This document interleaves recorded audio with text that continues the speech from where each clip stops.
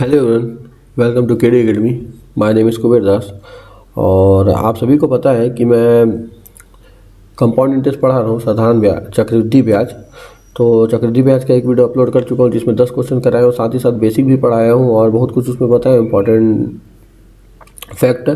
अब हम लोग उसके आगे का क्वेश्चन करने वाले हैं जो कि 11 नंबर क्वेश्चन है।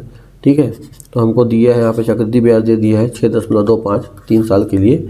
और क्या बोला है, 14,739 रुपये की राशि आज का मान कितना होगा। ऑप्शन को देखोगे तो क्या है, इससे छोटा है, इसका मतलब ये मेरा हो गया अमाउंट। नीचे का दिया है वो मेरा दिया है प्रिंसिपल ना, सिंपल है। यहाँ पे हमको थोड़ा सा आपको ये पता होना चाहिए कि इसका भिन्न कितना होता है। तो आपको भिन्न इसका होता है 16। जो भी इस प्रकार के भिन्न को कन्वर्ट नहीं करने आता है तो वो मेरे पुराने वीडियो देख लेना। सिंपल इंटरेस्ट में आपको रेशियो से परसेंट से रेशियो में कैसे कन्वर्ट करते हो मैं बताया हूँ। और यहाँ पे साथ ही साथ इसके चार्ट भी आता है, चार्ट भी है इसका, है ना। और यहाँ पे मेरा नंबर है, उसमें आप बिल्कुल मेरे को मैसेज करिएगा कि सर मेरे को ये चार्ट चाहिए, तो मैं बिल्कुल आपको प्रोवाइड कर दूँगा फ्री में। ठीक है, उसके बाद आपको पता है यहाँ पे लिखता हूँ मैं ए, यहाँ पे लिखता हूँ मैं पी। जो पहला वीडियो देखा होगा वो बिल्कुल अच्छे समझ रहा होगा। क्या कर रहा हूँ मैं, 16 से कितना हो जाएगा 17, एक इंक्रीमेंट करते हैं। कितना साल, 3 साल बोला तो हाथ में कितना लगा दिए 3। अब 16 का जो होता है वो कितना होता है, 4096 होता है ना। इसका कितना होता है 4913। ठीक है, याद करना है आपको। घात 3 आपको मैं पहले ही बताया था, है ना। आपको इसमें क्या बोलते हैं, आपका क्यूब याद करना है, कम से कम 20 तक का क्यूब याद कर लेना है ना। आपको पूरा चार्ट आना चाहिए, इंपॉर्टेंट। आपको यहाँ पे अमाउंट दिया है, हम डायरेक्ट यहाँ पे आंसर निकालेंगे। हमको निकालना है प्रिंसिपल निकालना है आज का मान। तो प्रिंसिपल को हम सबसे पहले लिख देंगे, कोई दिक्कत है। गुणा ओरिजिनल प्राइस जो क्वेश्चन में दिया उसको लिख दो। अमाउंट है ना, ये अमाउंट को लिख दो, बट यहाँ पे जो अमाउंट है उसको लिख दो। हमसे 3 दिया और 4 दिया, 3 बार में कट जाएगा लगभग में। ठीक है, लगभग में नहीं मतलब एग्जैक्ट कट जाएगा। मैं पे और इसका गुणा करूँगा तो 96, तो 288 और 4 या 12, इतना आ जाएगा 12,288 रुपये इसका आ जाएगा आंसर। अगला क्वेश्चन है, अगला क्वेश्चन देखते हैं कैसे बनता है। ठीक है,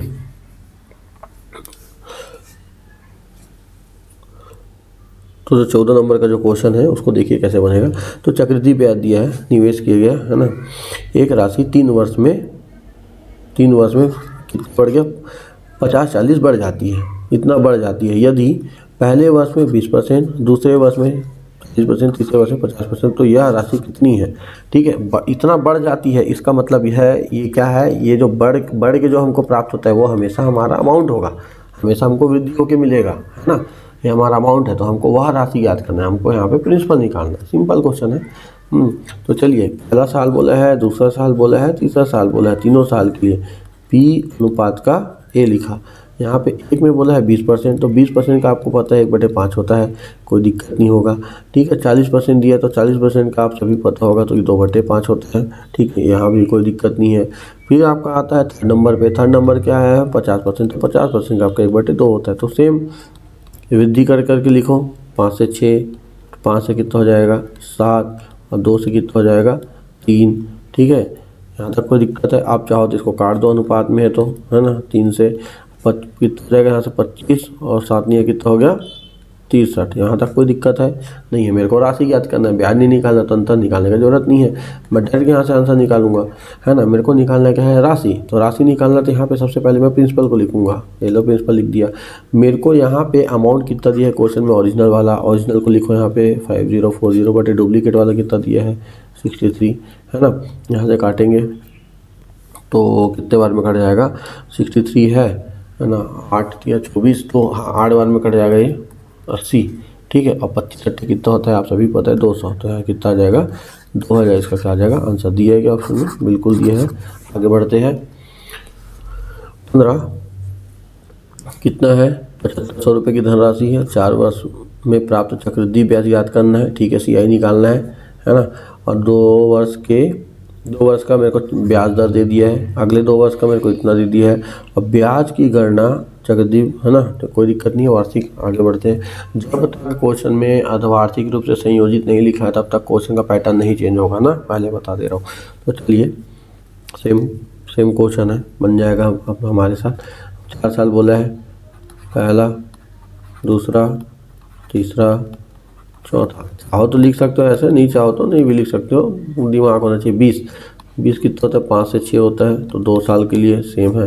फिर अगले 2 साल के लिए 10 है, तो 10 से कितना हो जाएगा 11, 10 से कितना हो जाएगा 11। ठीक है, कुछ काटना चाहो तो काट सकते हो बिल्कुल, है ना। आपको पता है 2 से कटेगा ये 5 और 5, ये भी कटेगा आपका 3 और 3, और यहाँ से कितना आएगा 5 की घात 4 है, तो 5 की घात 4 कितना हो जाता है 625 हो जाएगा। यहाँ से कितना आएगा 9 दिन 18, 9 10, 10 89। ठीक है, यहाँ तक कोई दिक्कत है। उसके बाद हमको निकालना क्या है क्वेश्चन में, हमको तो चक्रवृद्धि ब्याज निकालना है। क्या निकालना है, CI निकालना है। तो CI निकालना है तो CI चाहिए ना जी, तो इन दोनों का क्या करना पड़ेगा हमको, अंतर। तो अंतर निकालेंगे, तो जैसे ही अंतर निकालूंगा तो 464 आएगा। कितना आएगा 464, तो उसको मैं लिख दिया यहाँ पे 464, CI निकालना है इसीलिए। अब हमको क्वेश्चन में दिया है मेरे को प्रिंसिपल, कितना दिया है प्रिंसिपल, ओरिजिनल वाले को ऊपर में लिख दो, डुप्लीकेट वाला ये है 625 लिख दो। ठीक है, तो 25 से 4 बार में कट गया, 25 से 3 बार में कट गया, चाहती है 12 बार में कट जाएगा आराम से। ठीक है, 12 बार में क्या हो जाएगा, कट जाएगा। 4 6 4 गुणित कितना आएगा 12, 12 छः कितना आ गया 12 चौक कितना आ गया, 12 चौक 48 का 8 हो गया, इधर आ गया 4 12 छः 72 72, और 4 आपका हो जाएगा यहाँ से 6, है ना, 6 5 5 6 8, ये आपका आ जाएगा आंसर। दिया गया ऑप्शन में 5 5 6 8 बिल्कुल दिया हुआ है, 5 5 6 8 ये आपका हो जाएगा आंसर। अगला दिया है 200 रुपये की राशि है ना, 1.5 अब ये क्वेश्चन थोड़ा सा अलग होगा। 1.5 वर्ष है, कितना परसेंट 10 में इतने प्रति वर्ष से चक्रवृद्धि ब्याज से संयोजित करता है, तो 1.5 साल के बाद उसको कितना मिलेगा। बहुत बढ़िया क्वेश्चन है। ठीक है, कितना ब्याज मिलेगा आपको निकालना है CI, है ना। सबसे पहले हमको दिया प्रिंसिपल, नहीं लिखता हूँ सब चीज़ को, मेरे को यहाँ पे दिया है 10 रेट, ये मेन चीज़ है ना।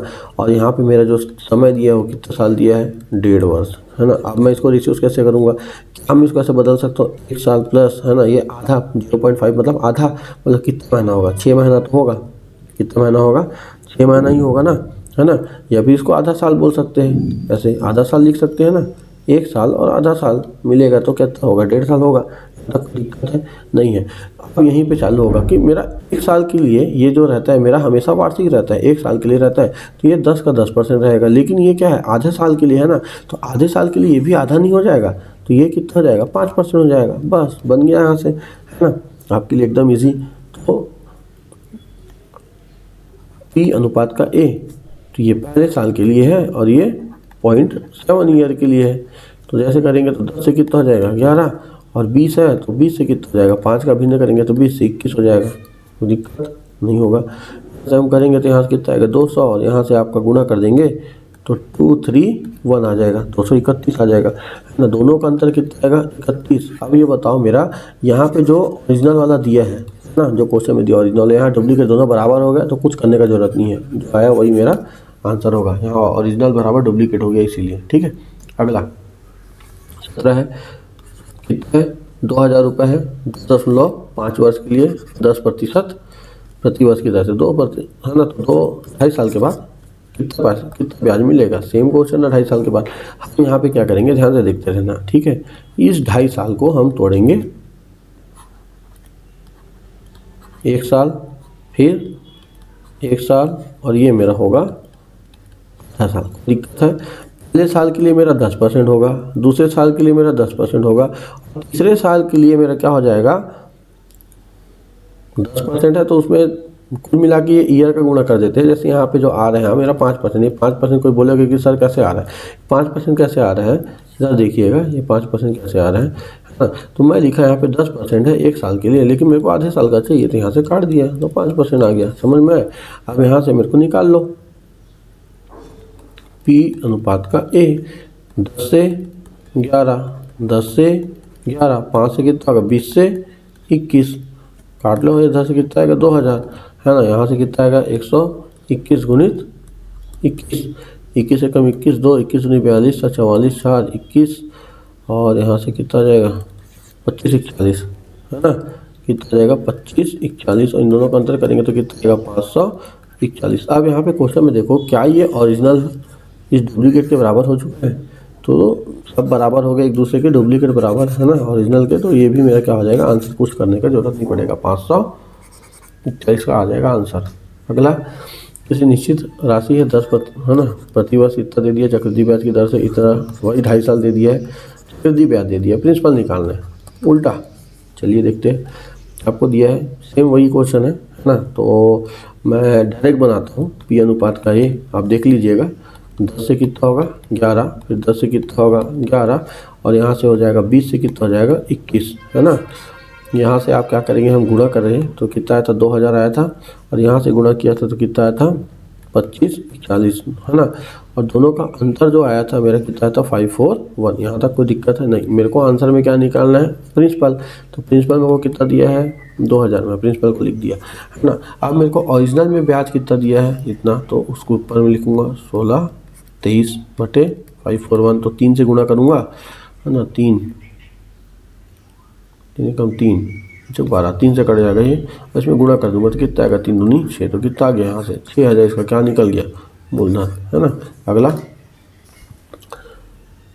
अगला भाई 25,000 रुपये की राशि है, 10% आपको दर से डाल रहे हैं, और कितना साल दिया है 3 सही 2 बटे, ये क्वेश्चन अच्छा है, 3 सही 2 बटे 5 वर्ष, है ना।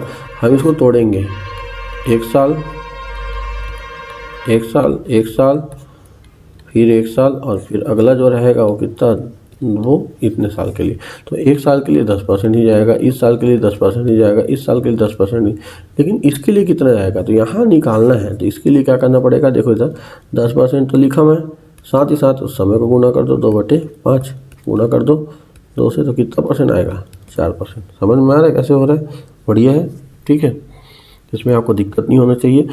और आपको पता है कि ये जो 4% होता है उसको भिन्न में तोड़ोगे तो 1/25 होता है, ठीक है ना। चलिए, पी अनुपात का ए, तो मैं 10 की घात 3 और 11 की घात 3 कर देता हूँ, इन तीनों को मिला के एक साथ कर दिया, है ना। ये कितने साल का, 3 साल का हो गया, और ये 2/5 साल के लिए मैं यहाँ पे बना दे रहा हूँ। कितना हो जाएगा 25 से 26, ठीक है, गुणा कर लेते हैं, तो यहाँ से मेरा आ जाएगा 25,000 रुपये अनुपात, ठीक है। यहाँ से मेरा कितना आएगा 1331 गुणित 26, 26 से कम 26, 26 का 2, 26 दिया, उसके लिए 26